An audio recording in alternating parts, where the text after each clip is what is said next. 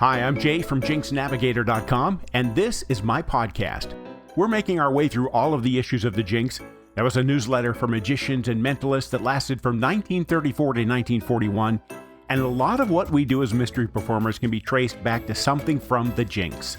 This is the podcast where we browse through every issue and find out how many of the ideas are still usable. Spoiler alert, the answer is just about all of them. We're looking at issue number 22 today, which contains Numero by Al Baker, the editorial from Theodore Annemann, business cards and notes of the notables from Theodore Annemann, A Question of Power from L. Vosberg Lyons, The Card Phenomenon by Audley Walsh, and Here's Your Change, Lou Brent. Quick thing before we move on, I was building a set list in Headliner last night, and it flagged that one of my effects wasn't quite show ready, which saved me from finding that out in front of an audience. That sounds like something you'd find handy. Check out Headliner at mysterycreators.com. Issue number 22 opens at the IBM convention in New York, where Annemann has just returned from. The IBM apparently bought up the town as usual and got more newspaper coverage in the Buffalo and Rochester papers than any other magical organization had managed. Annemann is puzzled that more Eastern magicians don't attend and quotes one club president who said he wouldn't go because he didn't like the class of people there. From there, he makes an argument that reads like a recurring theme in the Jinx. One good trick can make a magician's career, and it's almost never a new one. He runs through a list of working performers of the era, each one identified with a single signature effect. Cardini with his manipulative act, Tommy Martin with an egg and fan, Jarrow with bills and a lemon, Judd Cole inseparable from Kling Klang, Fred Keating in the birdcage, Gully Gully with baby chicks under cups, Mogul with a single billet reading, Russell Swan with the sun and moon.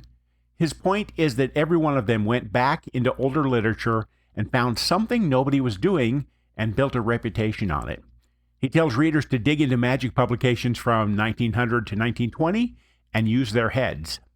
A quick candle lighting idea follows, a simple bit of business usable as a quick interlude anywhere a candle appears in the act. There's also a legal item worth noting. A letter from attorney Jacob Steisel describes successfully stopping the unauthorized mimeographing and sale of the Colostro Mind Reading Act by contacting the U.S. Attorney's Office and the Department of Justice.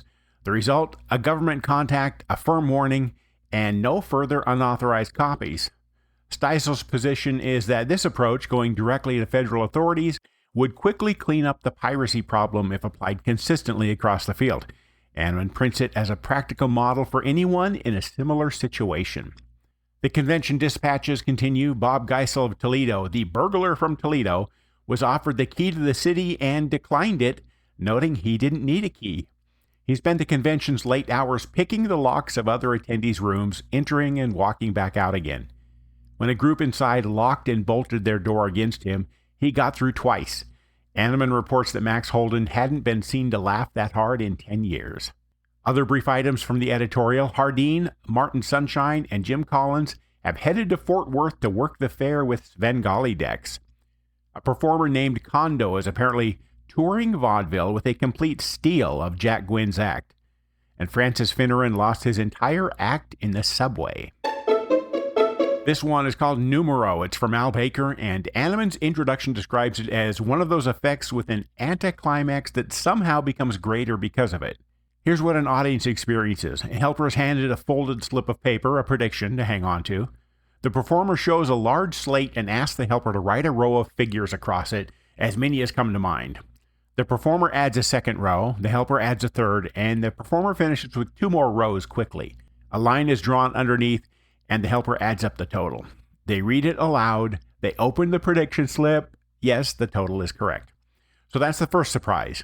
Then the performer explains there's something more. He shows the back of the slate, which has the alphabet written out with a number assigned to each letter. He asks the helper's name. Matching the digits of the total to the letters on the chart, the helper's own name spells out from the numbers they helped assemble. Baker's preparation involves knowing the helper's name in advance, converting it to numbers using the chart, and using a variant of the classic 9 principle to control the total while leaving room for the helper's apparently free contributions. The whole thing works with nothing more than a slate, chalk, and a piece of paper. Full details, including the letter to number chart, can be found at jinxnavigator.com. The next two items in this issue are a page of business cards from back in the day and newspaper clippings from back in the day. You can inspect both of those at jinxnavigator.com. Just look for issue number 22. Dr. L. Vosberg Lyons brings us A Question of Power, and he opens by saying, without fear of contradiction, that what follows is a new and different way of revealing chosen cards. 3 helpers each select a card and return it to the deck. The performer holds the deck with the backs facing the audience. Top card is turned to show it is not one of the chosen ones, it's a joker. It's turned back. Someone names their card, the deck is snapped, and the top card is turned again. It's the named card. The joker is gone. This happens 3 times. Each person names their card in turn. Each time the snap produces exactly the right one. And at the end, the performer remarks that if no one had named a card, the original card shown at the start would still be there, and turns the top card over one last time to prove it. The joker is back. And then the deck is free for any further effects. The mechanics involve a duplicate joker and a series of steals from the back of the deck, timed to happen while the performer is speaking and attention is off the deck. Lyons notes that he usually argues 1 repetition is enough for most effects, but here 3 times is exactly right. Full details on this at jinxnavigator.com. This one is from Oddly Walsh, and the card phenomenon is a spelling effect with a twist that Walsh describes as baffling even a magician to already know the standard addition principle underneath it. The performer turns his back. A helper counts off any number of cards, up to about a dozen, into a pile, and he pockets them. He deals a second pile about the same size, shuffles it, notes the bottom card, and replaces the packet on top of the deck. The performer turns back around, explains the procedure for spelling, and demonstrates with a card of his own choosing, spelling it off the deck and showing the next card. He picks up those spelled off cards, replaces them. The helper now takes the pocketed cards, puts them on top, and names his card for the first time. He spells it out 1 card per letter, and the next card after the last letter is the one he noted. The setup involves 14 cards placed in a specific position in the deck.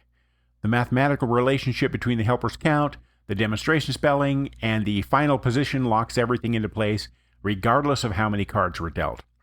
Walsh notes that the performer never knows the card or the number, and that point alone tends to confuse people who think they've spotted the method. Full details on the card phenomenon at jinxnavigator.com. This last effect in issue number 22 is from Lou Brent. Here's your change? Yes, with a question mark on the end. And it's a coin routine built around a premise that's hard to resist.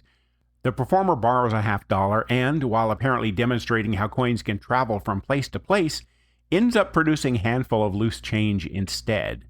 So the coin passes from hand to knee to hand. On the last transfer, when the left hand is open, it contains 3 nickels and a quarter, 40 cents. Something went astray. The performer reaches behind the right knee and produces the missing dime, and both hands are shown empty.